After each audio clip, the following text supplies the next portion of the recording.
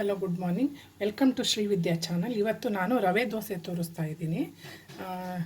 ಒಂದು ಕ್ಯಾರೆಟ್ ತುರಿದುಕೊಂಡಿದ್ದೀನಿ, ಒಂದು ಈರುಳ್ಳಿ ಸಣ್ಣದಾಗಿ ಹೆಚ್ಕೊಂಡಿದ್ದೀನಿ, 1 ಇಂಚು ಸಣ್ಣದಾಗಿ ಹೆಚ್ಕೊಂಡಿರೋ ಶುಂಠಿ, ಒಂದು ಅರ್ಧ ಕಟ್ ಕೊತ್ತಂಬರಿ, ಹಸಿಮೆಣ್ಸಿನ್ಕಾಯಿ ಒಂದೆರಡು, ಒಂಚೂರು ಕೊಬ್ಬರಿ ಹಾಗೆ ಮೇಲೆ ಅದರಲ್ಲಿ ಮಿಕ್ಸ್ ಮಾಡೋಕ್ಕೆ, ಹಾಗೆ ಅರ್ಧ ಇಂದ 3/4 ಕಪ್ಪು ಅಕ್ಕಿ ಹಿಟ್ಟು, ಪೇಣಿ ರವೆ 2 ಲೋಟ ತೊಗೊಂಡಿದ್ದೀನಿ, ಉಪ್ಪು. ಇದೆಲ್ಲನೂ ಒಟ್ಟಿಗೆ ಫುಲ್ ಎಲ್ಲ ಮಿಕ್ಸ್ ಮಾಡ್ಕೊಳ್ಳೋದು. ಮಿಕ್ಸ್ ಮಾಡಿ ಲೋಟಕ್ಕೆ ರವೆ ಹಾಕಿದ್ದೀನಿ, ಪೇಣಿ ರವೆ ಇದು 2ನೇ ಲೋಟ. ಇದು ಇಲ್ಲಿ ನೋಡಿ, ಈ ಸಣ್ಣ ಲೋಟದಲ್ಲಿ ತೊಗೊಂಡಿರೋದು. ಹಾಗೆ ಅರ್ಧ ಇಂದ 3/4 ಕಪ್ಪು ಅಕ್ಕಿ ಹಿಟ್ಟು ತೊಗೊಂಡಿದ್ದೀನಿ.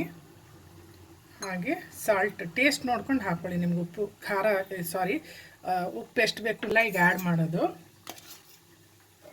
ಕ್ಯಾರೆಟು ತುರ್ಕೊಂಡಿದ್ದು ಕ್ಯಾರೆಟ್ ಹಾಗೆ ಗ್ರೀನ್ ಚಿಲ್ಲಿ ಒಂದೆರಡು, 2 ಹಸಿ ಮೆಣಸಿಗೆ ಹೆಚ್ಕೊಂಡಿರೋದು, ಕೊಬ್ಬರಿ ಕೊಕೊನಟ್ ಸಣ್ಣದಾಗಿ ಚಾಪ್ ಮಾಡ್ಕೊಂಡಿದ್ದೀನಿ, ಹಾಗೆ ಜಿಂಜರು.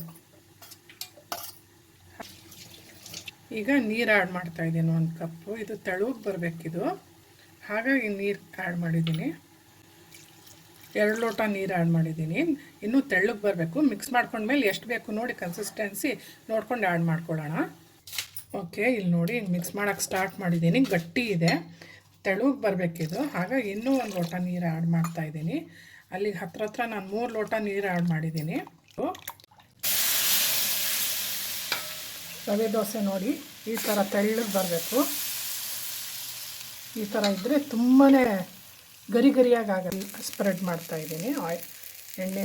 ನೀರು ಜಾಸ್ತಿ ಹಾಕಿ ಮಾಡೋದು ನೋಡಿ, ತುಂಬ ಚೆನ್ನಾಗಿ ಬಂದಿದೆ. ಈ ಥರ ಮೆಥಡಲ್ಲಿ ಮಾಡಿಬಿಟ್ಟು ಕಮೆಂಟ್ ಬಾಕ್ಸಲ್ಲಿ ತಿಳಿಸಿ ಹೇಗಾಗಿದ್ದಾರೆ ಬಿಡಿ. ಇದು ಯಾರಿಗೆ ತಾನೇ ಇಷ್ಟ ಆಗಲ್ಲ ರವೆ dosa. Okay guys, dosa ready.